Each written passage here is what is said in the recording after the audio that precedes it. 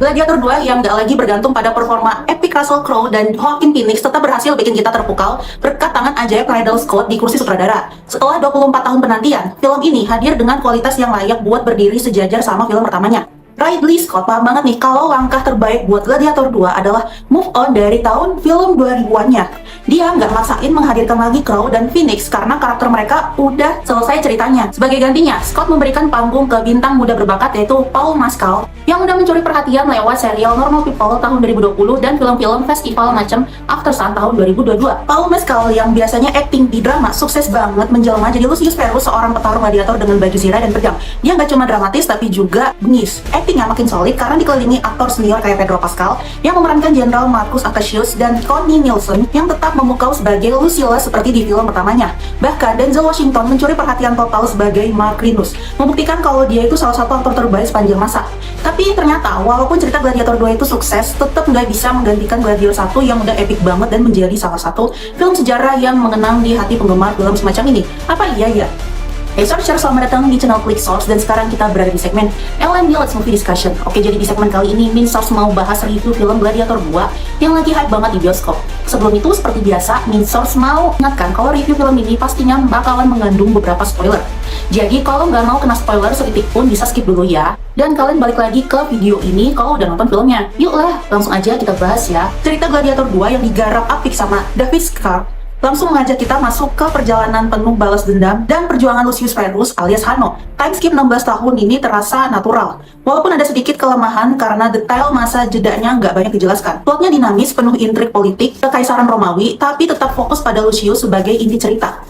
Sayangnya, Ridley Scott itu nggak terlalu banyak ngasih detail spot apa aja yang terjadi selama jeda 16 tahun itu. Dia cuma kasih penjelasan singkat yang langsung membawa kita ke momen ketika puncak kekaisaran dipegang sama Kaisar Geta yang diperankan oleh Joseph Quinn dan Kaisar Caracalla yang diperankan oleh Fred Hanger. Yang jelas-jelas korupsi banget mereka. Nah, kisah ini dimulai dari perjalanan Lucius Verus, anaknya Lucilla yang selama ini hidup jauh dari Roma dan besar di Numidia. Setelah kabur demi menyelamatkan diri, Lucius hidup dengan nama baru yaitu Hanno dan menikah dengan seorang wanita bernama Arisha.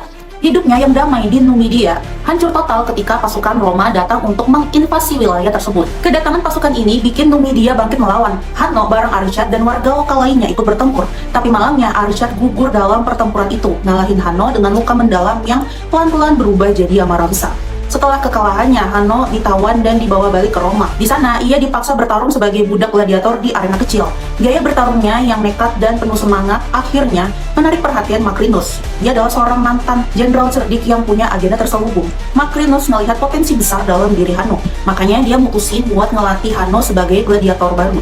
Macrinus yang dimainkan dengan luar biasa oleh Denzel Washington membeli Hanno bukan karena kasihan, tapi karena dia pengen manfaatin kemampuan Lucius alias Hanno buat misinya tersendiri. Sementara itu, meski Hanno menerima nasibnya jadi gladiator, dia punya satu permintaan besar. Dia mau duel lawan Jenderal Marcus Acacius di Colosseum untuk balas dendam atas kematian istrinya. Di sisi lain, Roma lagi kacau banget di bawah kepemimpinan Kaisar Geta dan Kaisar Caracalla. Dua bersaudara yang gak peduli sama rakyat dan sibuk ngejar kekuasaan lewat perang dan penjajahan. Marcus Acacius, seorang jenderal veteran yang dulu pernah berjuang bareng Maximus, juga terjebak dalam dilema. Meskipun dia setia dengan Roma, hatinya berat ngelihat banyak nyawa melayang sia-sia di medan perang. Klimaks cerita ini terjadi saat Hanno alias Lucius akhirnya berdiri di Colosseum, siap buat pertarungan hidup matinya melawan Marcus Acacius. Dengan tekad baja dan kekuatan baru, Lucius nggak cuma bertarung buat balas dendam atas kehilangan besar dalam hidupnya, tapi juga buat nunjukin keberanian dan sekaligus mengembalikan harapan rakyat Roma. Perjuangannya adalah tentang lebih dari sekedar dirinya sendiri. Ini soal Roma, soal kebebasan, dan soal menghancurkan tirani yang udah ngerusak segalanya. Kalau ngomong-ngomong adegan laganya ya, ini tuh gak main-main sih. Ridley Scott berhasil menghadirkan pertempuran epik sejak awal. Bahkan di arena gladiator melibatkan hewan-hewan liar kayak badak dan kera. Walau ada beberapa efek CGI yang agak kasar, keseluruhan aksi dan visualnya tetap memukau. Buat yang udah menunggu lebih dari 2 dekade, film Gladiator 2 jelas worth it banget buat ditonton di bioskop. Film ini nggak cuma jadi sequel yang hampir menyamai kualitas pendahulunya, tapi juga jadi salah satu tontonan epic terbaik tahun ini. Ngomong-ngomong nih, buat kalian yang nanya, sebetulnya kita perlu nggak sih nonton Gladiator 1 dulu sebelum nonton yang kedua? Jawabannya jujur sih, kalau menurut Min Source, wajib banget kalau misalnya kalian mau dapat pengalaman yang full. Tapi tenang aja, kalau misalnya kalian nggak sempat nonton yang pertama, nggak ada masalah, karena cerita dalam Gladiator 2 itu masih tetap seru dan bisa dinikmati secara alur cerita tersendiri. Cuma ya, kalau misalnya kalian belum nonton yang ke-1, mungkin ada beberapa hal yang bingung. Seperti bisa aja nih, kalian itu salah paham. Kayak nyangka kalau Lucius itu anaknya Maximus. Pasti kalian yang udah nonton di bioskop nih, kalau kalian belum nonton yang 1, pasti kepikiran kan, wah kayaknya jangan-jangan si Lucius ini anaknya si Maximus. Padahal jelas-jelas bukan. Ayah kandung Lucius itu adalah Lucius Verus, seorang bangsawan Roma. Sementara Maximus itu hanyalah sosok yang dihormati oleh Lucilla dan Lucius sebagai figur pelindung mereka. Sebenarnya ya, dalam film Gladiator tahun 2000, identitas ayah kandung dari Lucius Aurelius Verus itu tidak disebutkan secara eksplisit. Film itu hanya menunjukkan bahwa Lucius adalah putra Lucilla, saudara perempuan Commodus, dan cucu dari Kaisar Marcus Aurelius, alias ayahnya si Lucilla. Nama Lucius Verus ini, sebagai ayah kandung Lucius, nggak pernah dikonfirmasi secara langsung dalam dialog atau dalam narasi film pertama. Tapi kenapa kok bisa ada nama Lucius Verus ini? Faktanya, ada beberapa konteks sejarah di balik nama Lucius Verus. Dalam sejarah Romawi, Lucius Verus adalah seorang kaisar yang memerintah bersama Marcus Aurelius.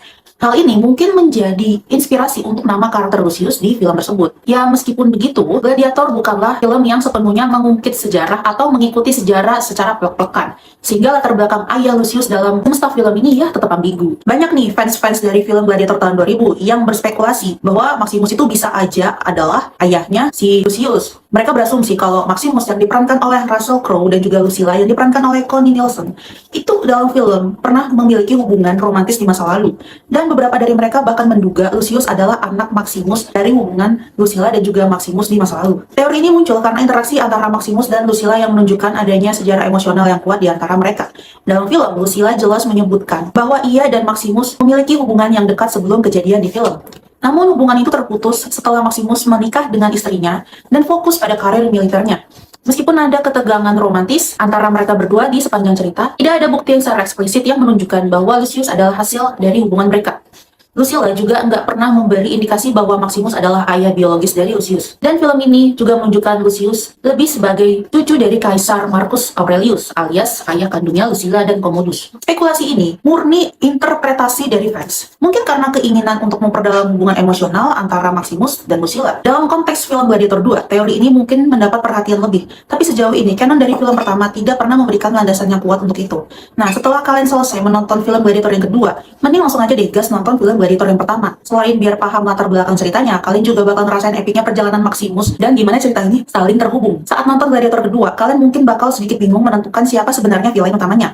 Awalnya, kita itu dibuat percaya bahwa Marcus Acacius adalah sosok antagonis utama yang harus dilawan. Tapi ternyata, Acacius itu bukanlah musuh yang sebenarnya.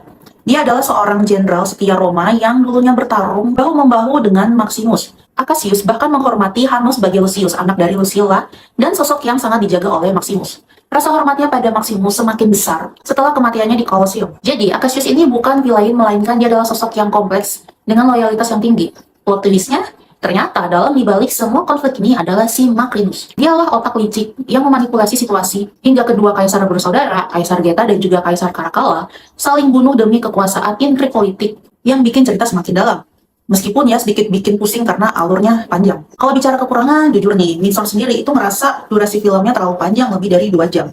Padahal mungkin ya, kalau ceritanya itu lebih fokus dan langsung ke intinya, mungkin bisa lebih padat dan seru. Alurnya kadang terasa lambat di beberapa bagian, sehingga bikin penonton sedikit kehilangan greget. Tapi walaupun begitu, Gladiator 2 tetaplah sebuah karya yang solid, meski nggak se-epic film pertamanya. Ridley Scott berhasil menghadirkan sequel yang kuat dengan cerita yang emosional, aksi yang megah, dan juga akting para pemainnya yang luar biasa. Jadi dengan segala kelebihannya, Winsor kasih skor 9/10 untuk film ini. Karena walaupun ada beberapa kekurangan, pengalaman keseluruhannya tetap luar biasa dan layak ditonton. Oke, itu dia pembahasan kita kali ini tentang review Gladiator 2. Kalau kalian punya pendapat atau insight yang berbeda, langsung aja tulis di kolom komen. Ceritain pengalaman kalian saat nonton film ini, bagian mana yang paling berkesan atau yang bikin kalian mikir. Yuk kita diskusi seru di kolom komen ya. Jangan lupa subscribe channel Click Source untuk menikmati konten-konten kami yang lainnya. Segmen Let's Movie Discussion akan selalu tayang setiap weekend, jadi jangan lupa klik tombol lonceng supaya dapat notifikasi dan gak ketinggalan sama video-video kita. Follow juga sosial media kami supaya gak ketinggalan update berita dan juga mendapatkan konten fresh setiap harinya. See you!